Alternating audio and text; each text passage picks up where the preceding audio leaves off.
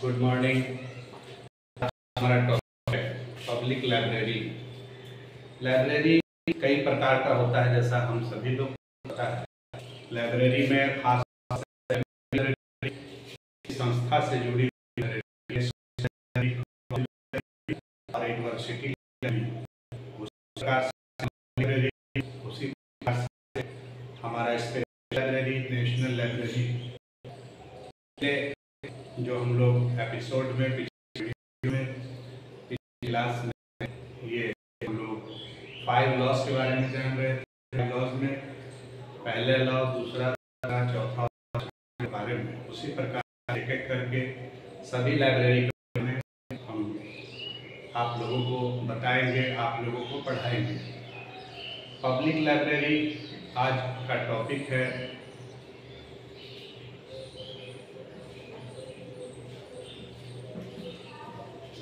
Public library, इसको कई नामों से जाना जाता है, तो इसके 3 बिंदुओं पर हम लोगों को विचार करना है। 3 बिंदुओं के बारे में जानना है। पहला, पब्लिक लाइब्रेरी है क्या, पब्लिक लाइब्रेरी का क्या इम्पोर्टेंस है, और पब्लिक लाइब्रेरी में प्रतियोगिता परीक्षाओं में कैसे कैसे प्रश्न को पूछा जाता है। एक एक बिंदुओं पर विचार करते हुए, पहला पब्लिक लाइब्रेरी, जिसको हिंदी में हम लोग सार्वजनिक पुस्तकालय, जन विश्वविद्यालय और कई नाम से, जन ग्रंथालय, कई नामों से जाना करते हैं। सबसे पहले जानना है कि पब्लिक लाइब्रेरी कहते किसको हैं। तो कहा कि यह जनता का है, जनता के लिए है और जनता के द्वारा चलाई जाने वाली संस्था है। इसका द्वार आम जनता के लिए खुला रहता है, बगैर किसी रोक टोक के, बगैर किसी जाति के, बिना किसी धर्म के बंधन के। किसी भी उम्र वाले कभी भी इस पुस्तकालय का इस्तेमाल कर सकते हैं। इस पुस्तकालय का उपयोग कई मानों में किया जाता है, जैसे ये मनोरंजन का साधन है, स्व शिक्षा का भी साधन है, अवकाश का उपयोग किया जा सकता है। अब मनोरंजन का साधन के बारे में अगर मैं आपको बताऊं कि कभी अगर आपको जाना हो, गोवा जाना हो, तो गोवा में देखिएगा एक सेंट्रल पब्लिक लाइब्रेरी है, जिसको स्टेट सेंट्रल पब्लिक लाइब्रेरी है, जिसको पारेकर साहब, जो हमारे देश के डिफेंस मिनिस्टर भी थे और गोवा के चीफ मिनिस्टर भी थे, उन्होंने बनवाया है। तो आप उस लाइब्रेरी में महसूस कीजिएगा कि वहाँ म्यूज़िक सेंटर भी है, हेल्थ सेंटर भी है, और वहाँ आपको कम्युनिटी के डेवलपमेंट के लिए, मनोरंजन के लिए हर एक साधन आपको वहाँ मिलेगा। आप वहाँ महसूस कीजिएगा कि किस तरीके से पब्लिक लाइब्रेरी जो है कम्युनिटी को डेवलप करने के लिए, कम्युनिटी को जो है सर्वांगीण विकास करने के लिए काम कर रहा है। और जब आगे आप पढ़ेंगे, जब आगे आप जानेंगे यूनेस्को के बारे में, इफ्ला के बारे में, तो हर ने पब्लिक लाइब्रेरी पर जोर दिया है। पब्लिक लाइब्रेरी कई मानों में बहुत उपयोगी है। अगर कोई शोध करना चाहते हैं तो रिसर्च में काफ़ी कोऑपरेट होता है यहाँ से, क्योंकि कोई भी आदमी सारी सामग्रियों को, सारे सूचनाओं को इकट्ठा नहीं कर सकता। लेकिन एक रिसर्च एक्टिविटीज़ के लिए जन विश्वविद्यालय के रूप में काफ़ी सहयोगी है। Formal education, non formal education, या फिर अगर डेमोक्रेसी का पाठ, कल्चरल एक्टिविटीज़, हर एक चीज़ जो है पब्लिक लाइब्रेरी से आप महसूस कर सकते हैं कि हर एक इसमें इसका उपयोग है। पब्लिक लाइब्रेरी से प्रश्न कैसे कैसे पूछा जाता है, ये सबसे महत्वपूर्ण है। अभी सबसे महत्वपूर्ण इसलिए है कि हम लोग जो पढ़ रहे हैं, हम लोग जो जान रहे हैं, वो इसलिए जान रहे हैं, पढ़ रहे हैं, अभी हम लोगों को परीक्षा देना है। और जो एग्जामिनेशन के पॉइंट ऑफ व्यू से पब्लिक लाइब्रेरी कितना महत्वपूर्ण है, कैसे कैसे प्रश्न पूछा जाता है, ये जानना सबसे ज़्यादा ज़रूरी है। तो एक तो प्रश्न ये पूछा जाता है कि पब्लिक लाइब्रेरी को के संदर्भ में यूनिवर्सिटी ऑफ द पीपुल, जन विश्वविद्यालय, किस पुस्तकालय के संदर्भ में कहा जाता है। तो आपका आंसर होगा public library. Training school of democracy किस पुस्तकालय के संदर्भ में कहा जाता है। तो आपका आंसर होगा पब्लिक लाइब्रेरी। या फिर पूछा गया कि प्रजातंत्र का विकास या प्रजातंत्र का पाठ किस पुस्तकालय के संदर्भ में कहा जाता है, तो भी आपका आंसर होगा पब्लिक लाइब्रेरी। जनता के लिए और जनता के द्वारा चलाई जाने वाली संस्था किस पुस्तकालय के संदर्भ में कहा जाता है? तो आपका आंसर होगा public library. Library as a social institution, पुस्तकालय एक सामाजिक संस्था है, किस पुस्तकालय के संदर्भ में कहा जाता है? तो भी आपका पब्लिक लाइब्रेरी आंसर होगा। पता ये चल रहा है कि इस तरीके से क्वेश्चन पूछा जाता है प्रतियोगिता परीक्षाओं में। इसके अलावा आपको ये भी कभी कभी क्वेश्चन पूछा जाता है कि केपी सिन्हा कमेटी किस लाइब्रेरी से संबंधित है। आपको यहाँ पर एक इंफॉर्मेशन हम देना चाहते हैं कि केपी सिन्हा कमेटी को एडवाइजरी कमेटी के नाम से भी जाना जाता है और केपी सिन्हा कमेटी 1957-58 में बना था। और केपी सिन्हा के संदर्भ में ये भी जानना हमें और आपको ज़रूरी है कि केपी सिन्हा जो थे पटना से ताल्लुक़ रखते थे, बिहार से ताल्लुक़ रखते थे, इसलिए ये काफ़ी महत्वपूर्ण और उपयोगी है। ये प्रश्न आ सकता है। तो केपी सिन्हा का संबंध, केपी सिन्हा कमेटी का संबंध जो है पब्लिक लाइब्रेरी से है। उसी प्रकार से केनियन कमेटी का संबंध किससे है? तो भी आपका आंसर होगा पब्लिक लाइब्रेरी। इसी तरीके से क्वेश्चन पूछा जाता है, इसी तरीके से एग्जाम में क्वेश्चन को राइज किया जाता है। और आपका जब पूरा कंसेप्ट क्लियर है अगर पब्लिक लाइब्रेरी पर, तो निश्चित है कि कोई भी क्वेश्चन आपका छूटने नहीं जा रहा है। इसीलिए मेरा ये पहला टारगेट है कि पूरा अध्याय वाइज जब भी जहाँ भी हम पढ़ाते हैं तो सारे एक अध्याय को क्लियर करने का काम करते हैं। अगर चैप्टर वाइज अगर आप नहीं जानिएगा, एक चीज़ अगर आप नहीं जानिएगा, तो एग्जाम में क्वेश्चन आप नहीं बना सकते हैं, क्वेश्चन को हल नहीं कर सकते हैं। इसीलिए यहाँ पर भी मैंने कहा कि एक पब्लिक लाइब्रेरी के बारे में जब यूनेस्को को आप पढ़िएगा तो यूनेस्को ने पब्लिक लाइब्रेरी मैनिफेस्टो दिया है। और जब आप नेशनल इंफॉर्मेशन पॉलिसी के बारे में पढ़िएगा, जब नेपलिस के बारे में पढ़िएगा, जो चट्टोपाध्याय कमेटी जो बनी थी, तो भी वहाँ पर जोर दिया गया है पब्लिक लाइब्रेरी के विकास के लिए, क्योंकि पब्लिक लाइब्रेरी का सीधा संबंध जो है जनता से होता है, कम्युनिटी के डेवलप करने से होता है। और आपको मैं बता दूं कि लाइब्रेरी लेजिस्लेशन जो आप पढ़ेंगे, लाइब्रेरी लेजिस्लेशन के बारे में जब आप जानिएगा, तो लाइब्रेरी लेजिस्लेशन में भी यही कहा गया है कि जन विश्वविद्यालय को मजबूत करना है, सार्वजनिक पुस्तकालय को मजबूत करना है।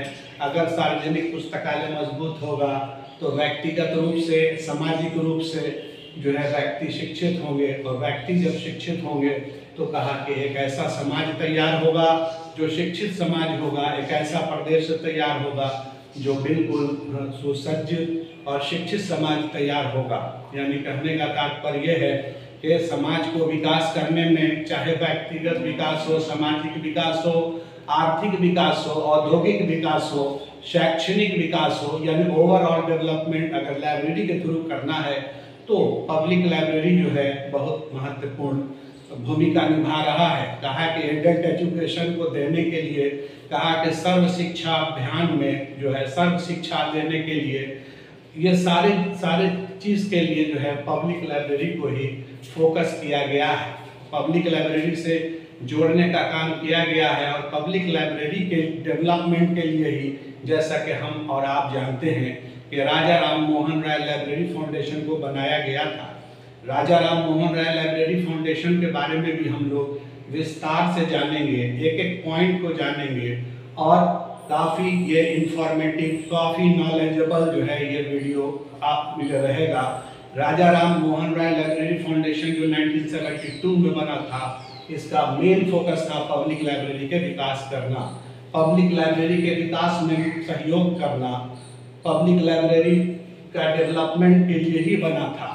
तो पब्लिक लाइब्रेरी के डेवलपमेंट के लिए, जैसा कि मैंने कहा कि कम्युनिटी को डेवलप करना है। पब्लिक लाइब्रेरी का डेवलपमेंट का मतलब ये है कि एक ऐसा वातावरण बनाना है जो शिक्षित हो। आज क्या हो रहा है, हजारों हजार, लाखों लाख करोड़ रुपया खर्च हो रहा है लिटरेट को लिटरेट बनाने के लिए, लेकिन क्या हो रहा है, बंदरबाट हो रहा है, जैसा कि हम सभी लोग जानते हैं। लेकिन अगर इसको पब्लिक लाइब्रेरी से जोड़ा जाए तो मेरा अपना विचार ये है कि ये काम बहुत बेहतर, बहुत अच्छे ढंग से होगा। और जब हमारे माननीय प्रधानमंत्री जी ने 1000 से ज़्यादा करोड़ रुपया जो दिया है 9000 लाइब्रेरी को जोड़ने के लिए, नेशनल लाइब्रेरी मिशन जो है, नेशनल लाइब्रेरी मिशन के तहत ये क्वेश्चन आता है, बहुत उपयोगी है। 9000 लाइब्रेरी का जो है आपस में जोड़ने के लिए 1000 करोड़ से ज़्यादा जो दिया गया है, वो 1000 से ज़्यादा जो दिया गया है वो राजा राम मोहन राय लाइब्रेरी फाउंडेशन को ही दिया गया है।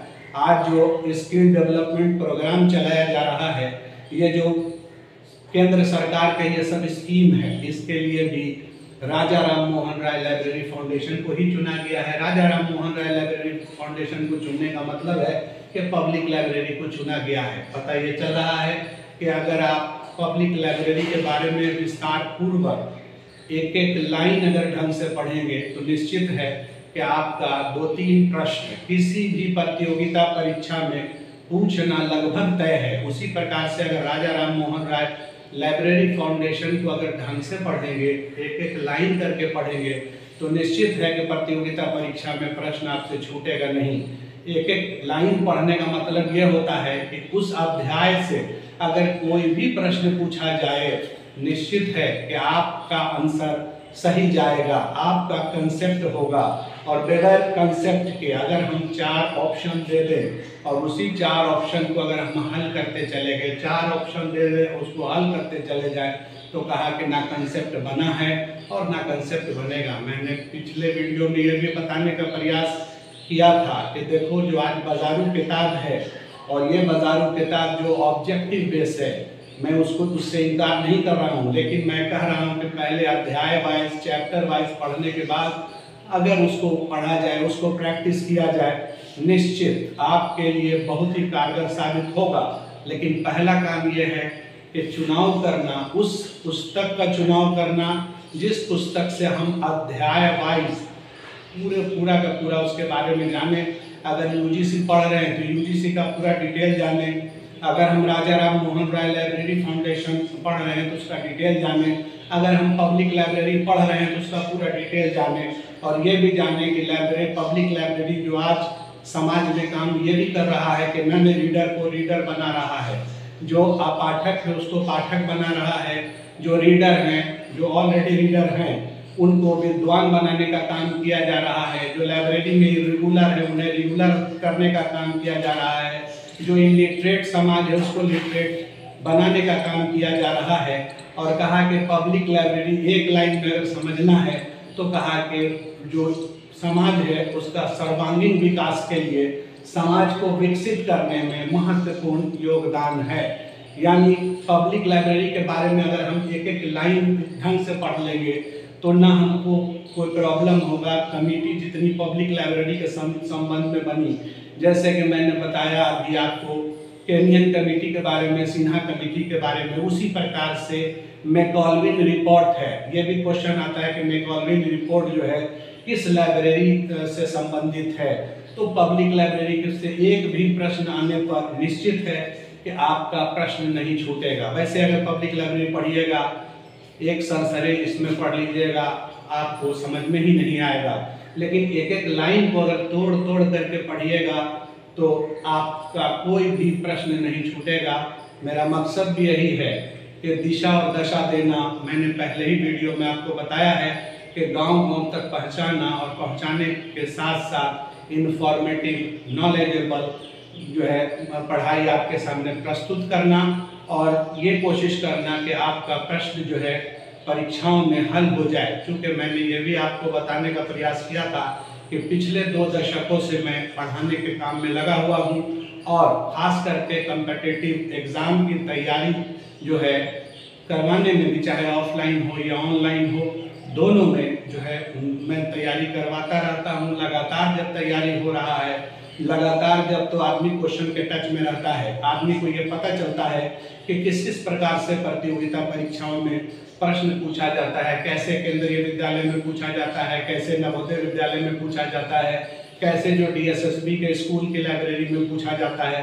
अभी पिछला जो दक्ष परीक्षा हुआ था, दक्षता परीक्षा हुआ था, उसमें कुछ बच्चों को जो मैंने गाइड किया, जो ऑलरेडी लाइब्रेरियन थे, जो सारे के सारे हमारे स्टूडेंट्स थे लगभग, जो पटना यूनिवर्सिटी से जुड़े हुए थे, जो नालंदा से जुड़े हुए थे और भी कई विश्वविद्यालय से जुड़े हुए थे, वो सारे बच्चे जो गाइड किया, तो कहा कि सेट ऑफ पैटर्न पर ही जो परीक्षाओं में प्रश्न पूछा जाता है।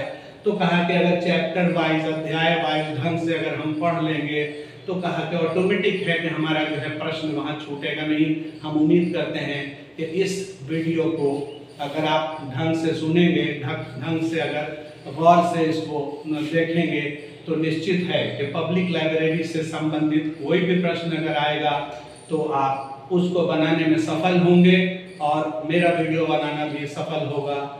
अगर आपको वीडियो अच्छा लगा तो इसको सब्सक्राइब कीजिएगा। Thank you very much.